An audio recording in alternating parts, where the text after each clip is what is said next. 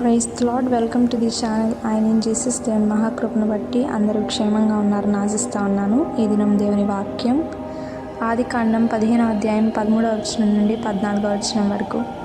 ఆయన నీ సంతతి వారు తమది కాని పరదేశమందు నివసించి ఆ దేశపు వారికి దాసులుగా నుందురు. వారు 400 ఏండ్లు వీరిని శ్రమ పెట్టుదురు. వీరు ఎవరికి దాసులవుదురో ఆ జనమునకు నేనే తీర్పు తీర్చుదును. తరువాత వారు మిక్కిలి ఆస్తితో బయలుదేరి వచ్చెదరు. ఈ దినం మనం అబ్రహాం గారి యొక్క జీవితం నుండి మరొక విషయాన్ని ధ్యానించబోతా ఉన్నాం. అదేమనగా, దేవుడు అబ్రహాం గారికి కొన్ని బలి అర్పించమని ఆజ్ఞాపించినప్పుడు అబ్రహాం గారు వెంటనే ఆ యొక్క బలిని అర్పించారు. అర్పించిన వెంటనే దేవుడు అబ్రహాం గారితో ఈ యొక్క ప్రవచన వాక్యాన్ని బోధిస్తూ ఉన్నాడు.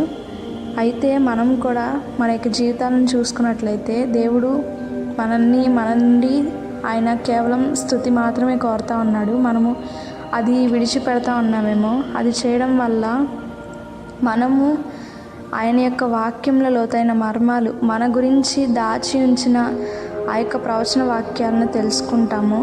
ఆ విధంగా దేవుడు మనకు అనుగ్రహించునుగాక. ప్రార్థించుకుందాం.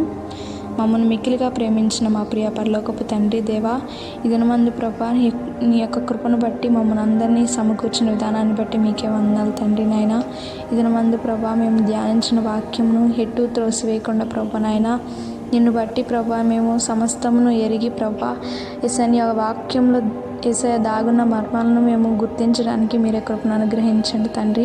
మీరు ఇవ్వబోతున్న గొప్ప మహిమను బట్టి మీకే కృతజ్ఞతాస్తుతులు చెల్లిస్తూ ఉన్నాం ప్రభా నాయన. మీరు దాచుంచిన మేలు సమస్తమును నీ నామ మహిమార్థమై జరిగించమని ఈ ప్రార్థనను నజరేయును మా ప్రభువును రక్షకుడైన యేసుక్రీస్తు నామంలో అడిగి వేడుకొని పొందినాం తండ్రి. ఆమెన్. దేవుడు అందరినీ దీవించి ఆశీర్వదించునుగాక. ఆమెన్. Praise the lord.